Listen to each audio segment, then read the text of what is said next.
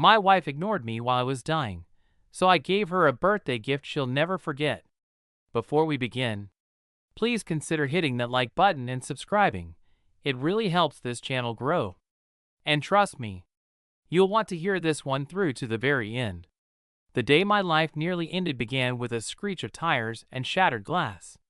I don't remember the actual moment of the crash, just the silence after. The kind of silence that rings in your ears louder than any explosion. I was told later it took the paramedics almost 20 minutes to cut me out of the wreck. Collapsed lung, 4 fractured ribs, internal bleeding. And my heart, that damn thing almost gave up. Flatlined once on the way to the hospital. Came back because some stubborn EMT refused to let go. I spent the next 2 days in a medically induced coma, hooked up to machines that did most of the breathing for me. A wall of tubes, monitors, and faint beeping sounds that marked the rhythm of a fight I didn't even know I was in. And she never came. Not once. No tearful bedside vigil, no hand to squeeze, no whispered promises to stay strong. Only later, after I regained consciousness and the fog began to clear, did I ask the nurse, a kind, heavy-set woman named Caroline, if my wife had been by. She hesitated. Then her expression shifted. It was subtle, but real, like she was trying to decide whether to protect me or let the truth sting. She said, "I did call her the night you were brought in." I swallowed hard, already sensing the cold edge of what was coming. "And she picked up after a few rings. I told her it was serious, that you might not make it through the night." She paused, pressing her lips into a thin line. She said, "If it becomes critical, call me again. Otherwise, don't bother." I stared at the ceiling, my heart rate spiking on the monitor. Caroline reached to adjust something on my fore, trying not to look me in the eye. That moment, that exact moment, something in me shifted. Not just heartbreak, not even rage. Something colder, cleaner. Awareness. Clarity. This wasn't just distance. This wasn't just a marriage cooling off. This was abandonment. Disgusting, calculated, heartless abandonment. And it wouldn't stop there. My gut told me something was festering behind the silence. Something she didn't want me to know. I didn't confront her right away. When I was discharged a week later, I came home quietly. She greeted me with a performative smile, wide eyes, a light kiss on the cheek. "You look tired," she said. "Want me to make you tea?" I didn't answer. I just watched her. Noticed how her phone lit up twice while I was sitting right there. How she tilted the screen away instinctively, even though I hadn't moved. I began to pay attention. Really pay attention. The way she always seemed to be texting. Smiling at her screen. The way she left the house in a rush, claiming a last-minute work meeting, even though it was Sunday evening. And then there were the absences. Not long ones, but enough. 2 hours here, 3 hours there. With no real explanation. Nothing solid enough to confront her with, but enough for suspicion to bloom like mold in the dark corners of my brain. So I dug. Quietly. Methodically. I went through our shared computer first. Nothing too obvious, she wasn't stupid. But cached passwords gave me access to her cloud backup. And there it was. A full gallery of photos from her recent work trip. Photos of her in a luxury beach resort. Sunlight on her skin. Cocktails in hand. Smiling like a woman without a care in the world. And not alone. The man next to her, older, well-dressed, smug as hell. Her boss. I zoomed in on one photo where he had his hand on her thigh. Her face tilted toward him, laughing. Wearing the same necklace I had given her on our anniversary. That was the moment I realized. This wasn't some spontaneous fling. This was planned. While I lay broken and bleeding. She was sipping wine in an infinity pool with the man she'd been fucking behind my back. I felt nothing. No shouting. No crying. Just that same ice in my chest. So I called my lawyer the next morning. His name was Graham. Older, sharp, looked like he could smell a lie before it was spoken. When I told him what I had, he nodded slowly. "You want blood or dignity?" he asked. "Both," I said. He smiled. "Good. Because I specialize in surgical strikes." We spent the next 2 months preparing. Quietly. Freezing joint accounts. Separating assets through trusts. Transferring property into LLCs under my sole control. Prepping divorce paperwork with airtight clauses. We even planted a digital trail, just in case she tried to play the victim. And then, we waited for the right day. Her birthday. She had no idea. None. She was planning a dinner party with her friends. Kept asking me what I was getting her. Kept smiling like the betrayal in her veins hadn't stained everything we once were. And I kept playing the role. The doting husband. Recovering slowly. Grateful to be alive. Planning something special for her big day. She had no idea what was coming. The night of her birthday arrived like a curtain rising on the final act of a play she didn't know she was starring in.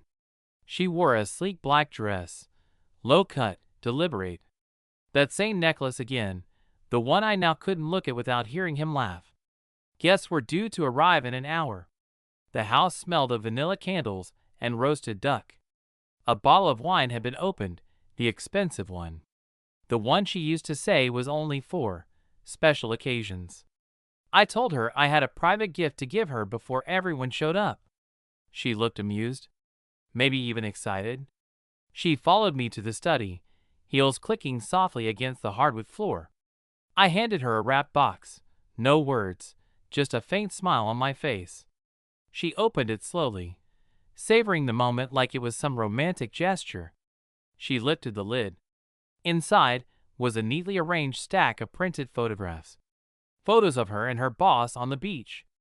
Photos of them kissing on a hotel balcony. Receipts from the resort, with both their names on the booking. Screenshots of their text messages. Audio recordings, courtesy of a voice-activated device I had slipped into her handbag 2 weeks earlier. She stared at the contents for a long moment. Didn't even blink.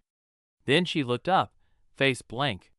What is this supposed to be?" I didn't answer. I reached into the desk drawer, pulled out a second folder, laid it gently beside the box. Divorce papers. Already signed by me. Already notarized. Already filed. I said nothing. Let her sit in it. Let her feel the weight. She glanced at the header, then at the bottom. Her face finally cracked. You're divorcing me?" I looked her straight in the eye. "No," I said. "I already divorced you. This is just the gift wrap." She blinked. "Daniel, wait, this is insane. We need to talk." I stood up, slow and calm. "No. You need to pack. By tomorrow morning. Your access to the accounts has been revoked. The car is no longer yours. Your phone plan, canceled. The credit card's disabled. You own nothing here." Her lips parted, but no sound came. "I suggest you call your boss," I added, walking to the door. "Maybe he'll take you in." I paused, turned halfway back. "Oh, wait. You can't." She stared. "Why not?" I tossed a manila envelope onto the table. It slid across and hit the box of evidence with a quiet thump. "Because your boss got caught screwing 2 of his direct reports, one of whom is 23 and just filed a harassment complaint. HR opened an investigation yesterday." That was Graham's last move, a quiet nudge. An anonymous tip to the company's legal team, with just enough proof to ignite a firestorm. I saw her face go pale. "I'm guessing his wife found out too," I added casually. "She's a lawyer. High-profile divorce attorney, in fact. Should be fun for them." Her hands began to tremble. She stepped forward, voice shaking. "Daniel, please. I didn't know You didn't care." I cut her off, my voice low. "Not when I was in a coma. Not when Caroline called you. Not when you chose a vacation over a hospital bed. Tears began to stream down her face. She reached for my arm. I pulled back.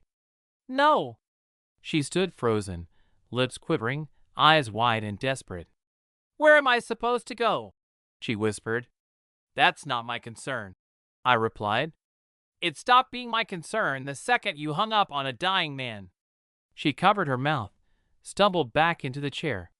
I turned to leave, but paused once more. One more thing. I reached into my pocket and pulled out a flash drive. Laid everything out neatly, audio, photos, text logs. Should be enough to kill whatever job you were hoping to land next. I placed it gently on top of the divorce folder. Then I left the room. Left her sitting there, surrounded by the ruins she'd built with her own hands. The guests arrived 30 minutes later. She didn't come out of the study. I told them she wasn't feeling well. They all left quietly after a few drinks. The house was silent again by midnight. When I woke up the next morning, she was gone. No note. No suitcase. No goodbye. Just absence. And it was beautiful. Weeks passed. I didn't talk about it. Didn't post anything online. Didn't tell my coworkers.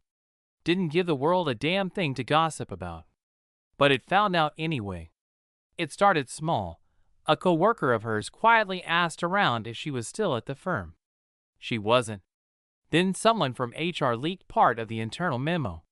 Turns out she didn't just get let go. She got blacklisted.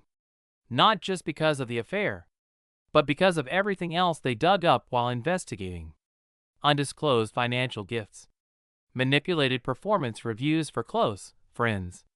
Missing client invoices. The whole thing unraveled like a sweater someone pulled too hard on.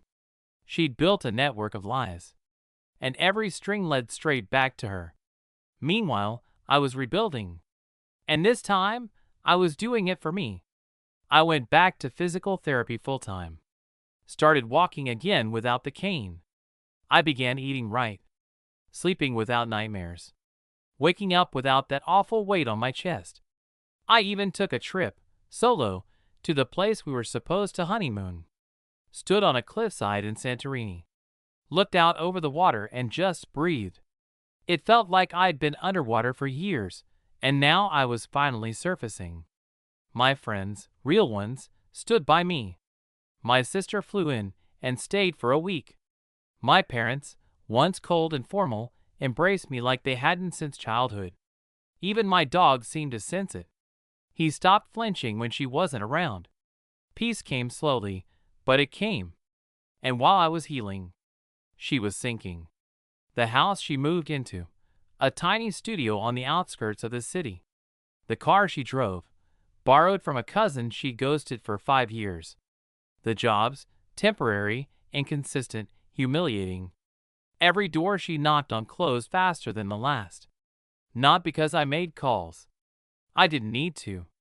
The truth did the work for me. Her boss? His wife left him. Took half of everything and then some. The younger coworker he cheated with testified against him in a civil suit. He's unemployable in his field now. The two of them, once the smug power couple, now 2 exiles, 2 disasters. 2 people who made choices and met consequences. And I was alive. More alive than I'd ever been. I took up running again. Started working part-time as a guest lecturer in architecture. I even began painting, something I hadn't done since college. And then, one day, I met someone. Not through an app. Not through friends. Just a real, ordinary, beautiful moment. She was at a local coffee shop, reading a book I knew by heart. We talked, laughed. It felt easy. Real. Her name was Clara. She didn't ask about my past, not right away. But when I told her, months later, she didn't look at me with pity. She looked at me with quiet admiration. Most men would have snapped, she said. You rebuilt instead. And she was right. I didn't burn her life down. She did that herself. I just opened the windows so the smoke could be seen. It had been a year. 12 months since I walked out of that study. 12 months since I handed her everything she thought she wanted, and watched it turn to ash in her hands. I hadn't seen her once since. Didn't block her number. Didn't respond either. Silence, I found, was the most efficient form of closure. Then one afternoon in early spring, I was walking through the park with Clara. The sun was low, golden. The air warm. Clara laughed at something ridiculous I said. And that's when I saw her, sitting alone on a bench by the fountain. Same bench we used to sit on years ago. She didn't see me at first. She looked smaller. Her hair was darker, pulled back in a lazy bun. No makeup. Clothes hung a little looser. No designer purse. Just a cheap canvas bag sitting beside her. She was staring into the water. Not sad. Not angry. Just blank. When she finally noticed me, her eyes widened. She stood, took a step forward, then hesitated. "Daniel," she said softly. Clara looked at me, then at her, reading the tension in a second.